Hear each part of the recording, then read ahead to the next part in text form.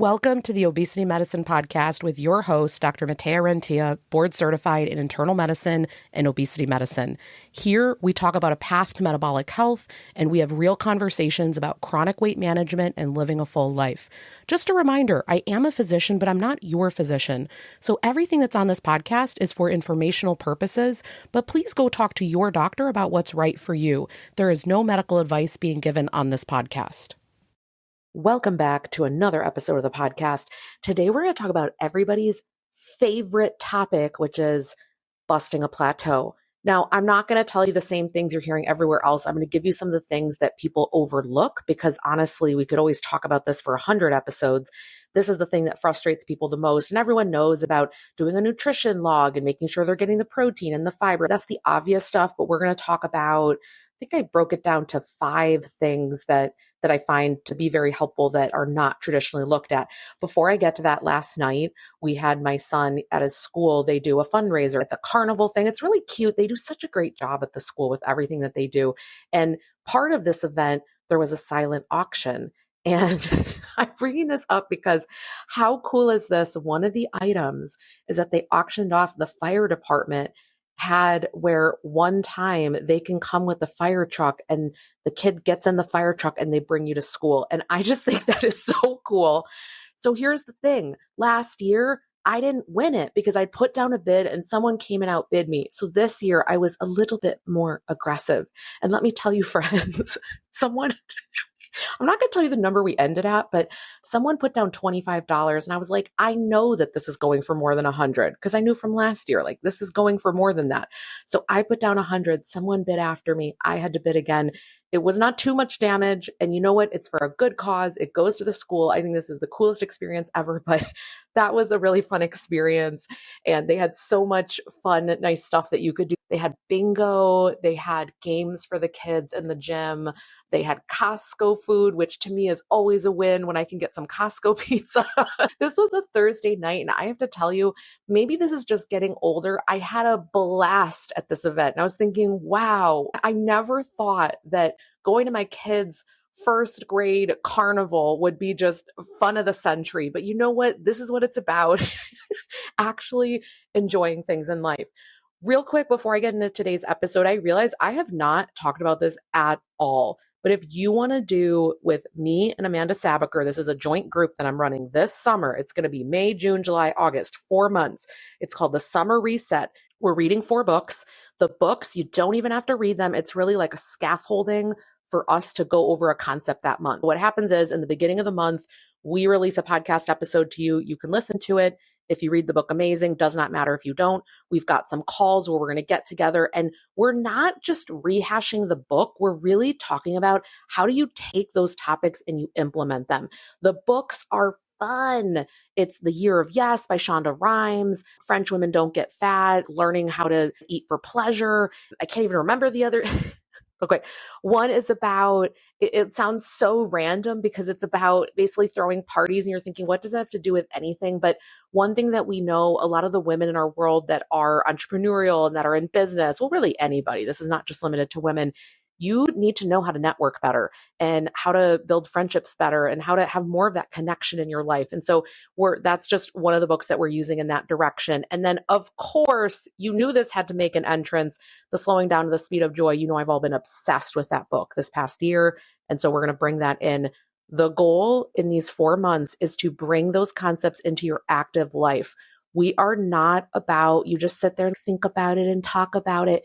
You want to actually go do something with this stuff. If that sounds fun to you, come join us. I think it's going to be super high energy. Me and Amanda have a great time. I don't know if you listen to any of that sort of limited edition podcast that we had where we were talking about business and entrepreneurship. We talked about women in medicine and it was just such a fun series. So I'll make sure to link that. But if you want to take part in that summer program, I highly encourage you to sign up now because we are starting really soon in the beginning of May. Take advantage of that. Let's go over here with a plateau. Here are 5 things I want you to think about if you are stuck in one.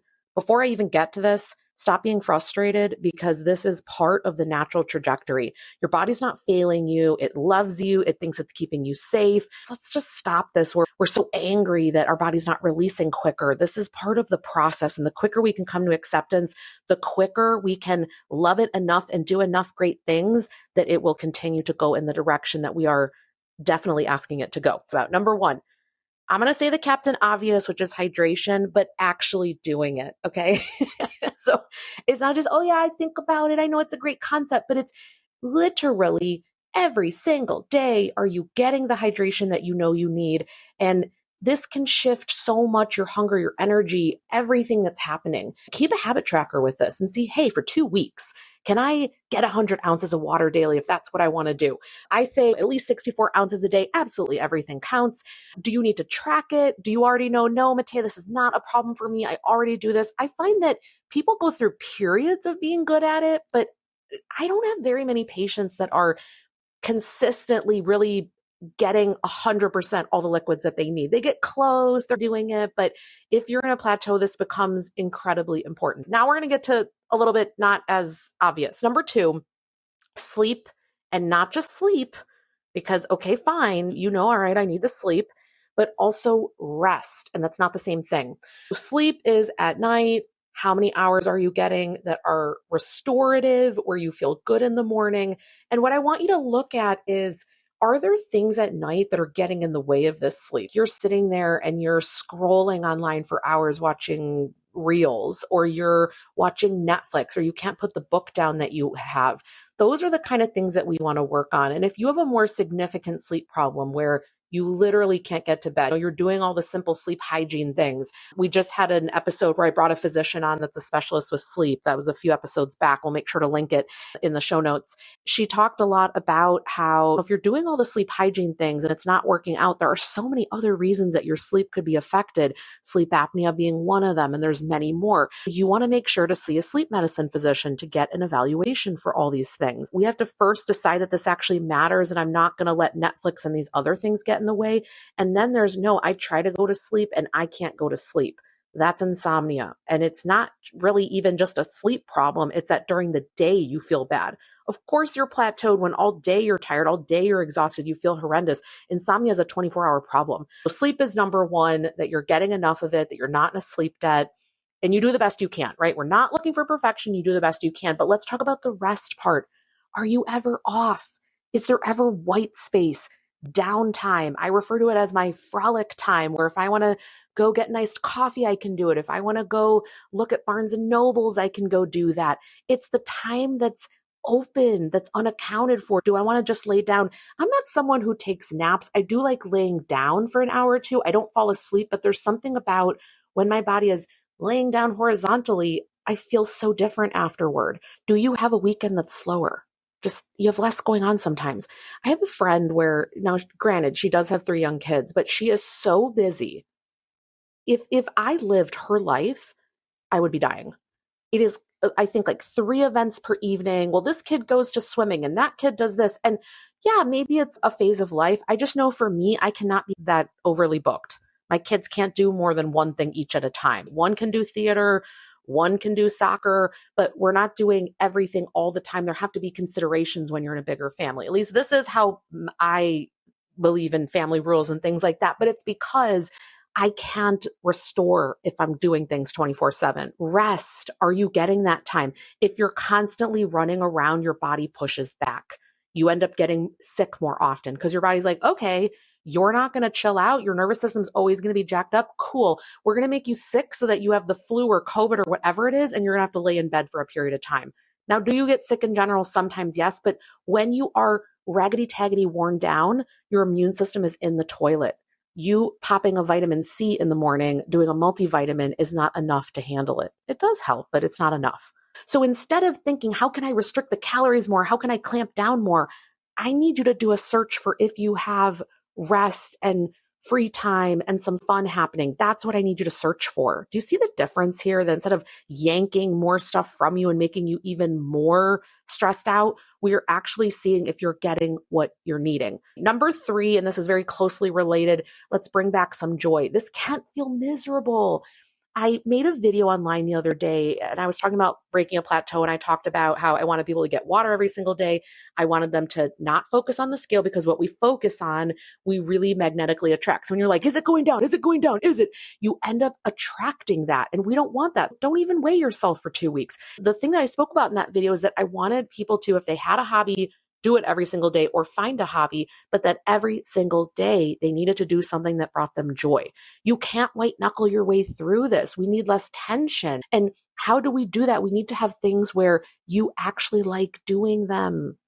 We need you to like it. I have made a list in the past. I can't even, I think I've shared it on the podcast. I've tried so many things. I've tried scratch art. I tried different classes in the community. Right now, what I've been doing for a long time and I love are the alcohol coloring markers with a lot of the cute, comfy, cozy coloring books. I'll try to link some in the show notes because there's a few books that, there are some of them where I keep reordering them. I didn't realize this because I wasn't really in the coloring community until the past few years. But you end up liking a coloring book and you sometimes rebuy it a few times. Maybe I'm the only one, because they're not all amazing. But once I find something that I like, sometimes I'll repeat them. So I'll put some of the links in the show notes if you want to check that out. And then what I've gotten more recently into is a little bit more, it's called junk journaling, where you're basically taking random paper and washi tape and stickers and you're doing creative layouts on the page. So sometimes it's a more vintage feel. Sometimes it's different quotes. Sometimes it's a flower border with something happening in the middle. It's really all different, and it's about creative expression. I'm not great at art, guys. This is not about having this amazing thing at the end. It's about the relaxation of work has ended.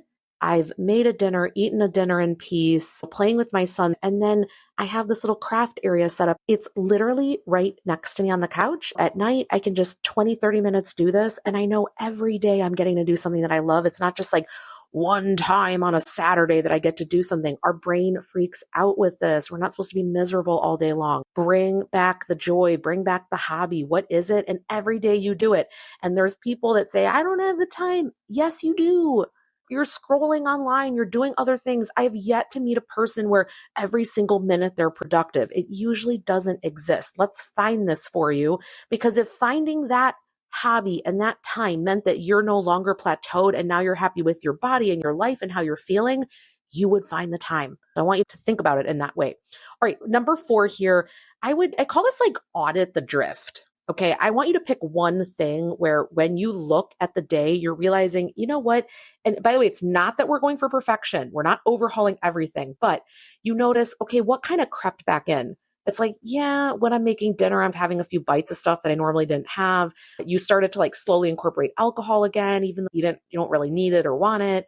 You suddenly notice the nighttime snacking comes back. You stopped doing a helpful habit. I want you to pick one area to clean it up.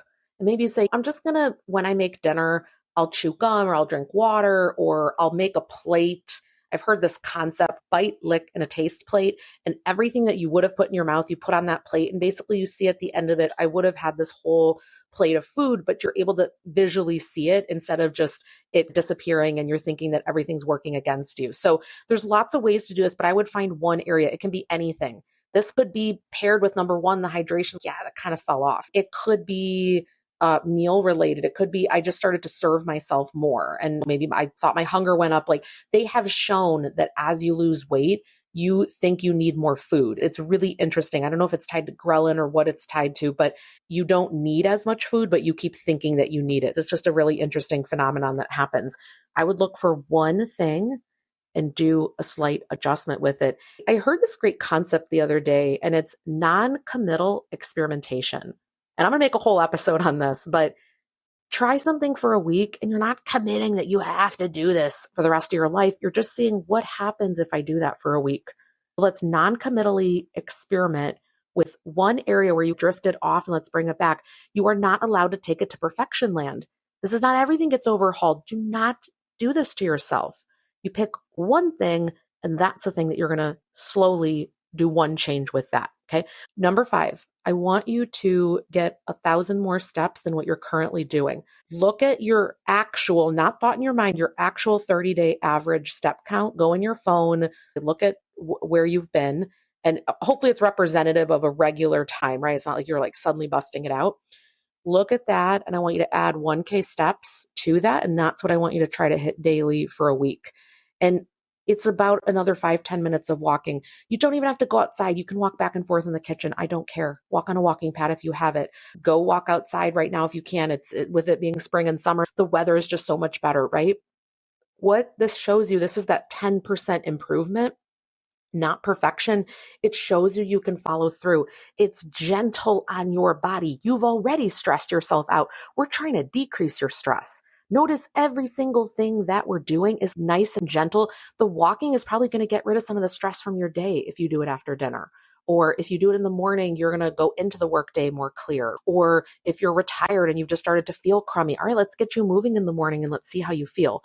You'd be amazed how everything changes when you move more. To recap the 5 things here, let's really hydrate and actually make sure that's locked away. Number 2, yes, care about sleep, but also rest. Is it planned? Can you easily identify it in the week? If not, you don't have enough of it. 3, let's bring back some joy, some hobbies. Can we do it every single day, even if it's like 10, 20 minutes? But we need to bring something back where the tension goes down and there's just a joy factor involved.